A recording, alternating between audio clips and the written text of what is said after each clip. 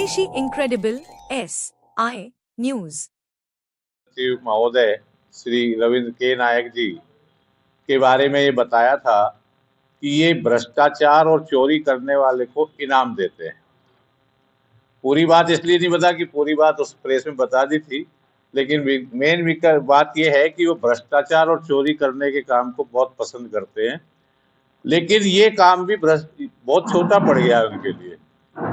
वो भ्रष्टाचार और चोरी को ही पसंद नहीं करते। वो अगर कोई गाय के मीट को अगर कोई तस्करी कर रहा है तो उसको भी इनाम देते हैं, यानी कि वो मीट की तस्करी को भी बढ़ावा देने का काम करते हैं।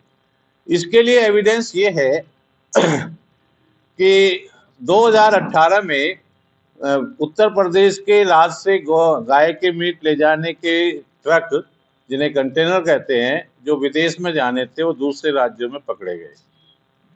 हमारे यशस्वी मुख्यमंत्री जी माननीय योगी जी, क्योंकि वो गोकसी नहीं कराना चाहते और इस पर लगाम लगाना चाहते हैं, तो उन्होंने DIG यूपी पुलिस के नेतृत्व में एक SIT टीम का गठित किया गया। DIG साहब ने उस पर जांच की।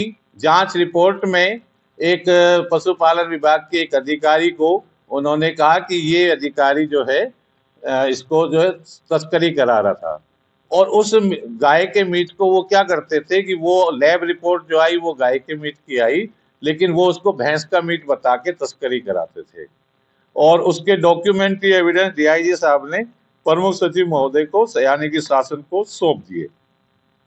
शासन ने, क्योंकि माननीय योगी जी मुख्यमंत्री जी ने जांच टीम गठित करी थी, लेकिन पता नहीं किस मंशा से उन्होंने कहा कि योगी जी, माननीय योगी जी आप अलग, आपकी टीम की जांच रिपोर्ट को मैं नहीं मानता, मैं उनसे छोटे अधिकारी जो पशुपालन विभाग के, उनसे दोबारा जांच कराता हूं।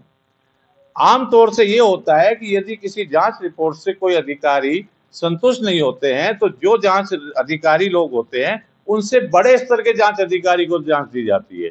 इन्होंने बड़े स्तर से नहीं, बहुत छोटे स्तर के पशुपालन विभाग के अधिकारी को जांच दे दी।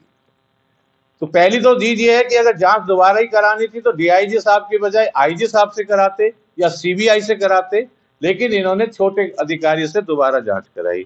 दोबारा जांच करके जो छोटे अधिकारी हैं उन्होंने ये चीज को अलग करते हुए कि गाय का मीट है, गाय के मीट की रिपोर्ट आ गई है, उन्होंने कह दिया नहीं साहब, इन्होंने सर्टिफिकेट भैंस का बनाया तो सही था। यानी कि जो फोरेंसिक लैब कह रही है वो तो कह रही है गाय का मीट है, और जो जांच अधिकारी कह रहा है नहीं, उन्होंने भैंस का मीट का सर्टिफिकेट बनाया वो सही था। अब उसके बाद होता क्या है कि हमारे प्रमुख सचिव महोदय श्री रविंद्र के नायक जी के वो क्लीन चिट मिलके जो आती है, जिस क्लीन चिट में कहा जाता है कि गाय के मीट को भैंस का मीट लिखना सही है, उसको तुरंत इनाम दे देते हैं। और इनाम देने का काम क्या करते हैं कि वो उस अधिकारी को सीधे प्रमोशन दे देते हैं। यानी कि अगर कोई चोरी करेगा, भ्रष्टाचार करेगा तो सेवा विस्तार होगा, और अगर कोई गाय के मीट की तस्करी कराएगा तो उसका प्रमोशन होगा। मेरा हाथ जोड़ के माननीय मुख्यमंत्री जी से निवेदन है, माननीय मुख्यमंत्री जी, आप भ्रष्टाचार के प्रति जीरो टॉलरेंस है, उसको हमारे प्रमुख सचिव साहब ने आपको ऐसे ठेंगा दिखाया।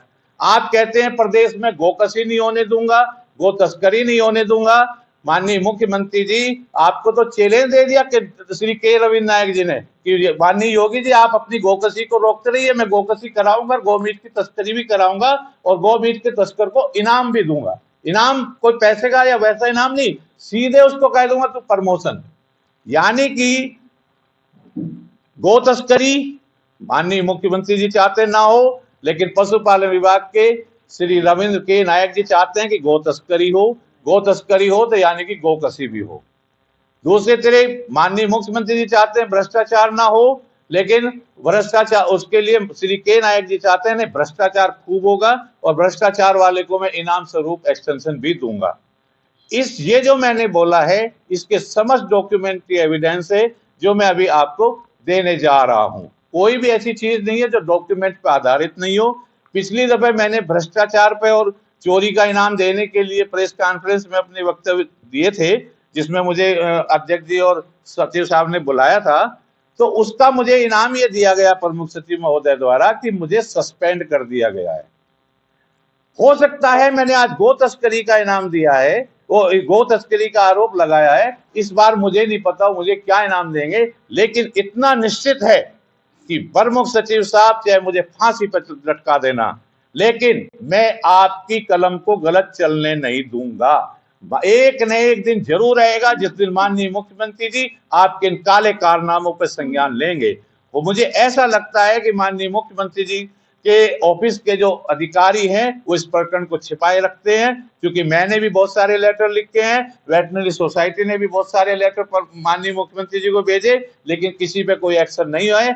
मेरा पूर्ण विश्वास है कि अगर माननीय मुख्यमंत्री जी को भनक भी लग गई होती तो अब तक एक्शन लिया होता। मेरा निवेदन यह है कि माननीय मुख्यमंत्री जी के ऑफिस के जो अधिकारी कर्मचारी हैं, जो प्रमुख सचिव के लिए भेजे गए कागज है उनको छिपा रहे हैं।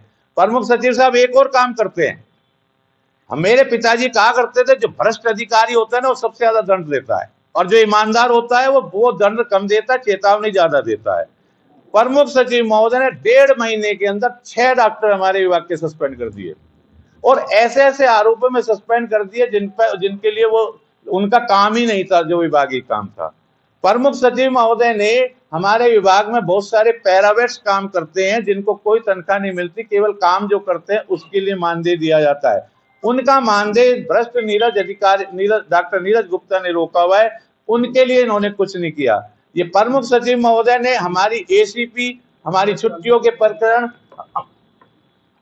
हमारी एसीपी के प्रकरण, छुट्टियों के प्रकरण ये जो लंबित चल रहे हैं इनको निपटाने के लिए कोई कार्य नहीं करा, बल्कि ये चाहते हैं कि और ज्यादा लंबित हो, और जिसकी वजह से प्रमुख सचिव के साथ बस आप कोई लिफाफा लेके चले जाए।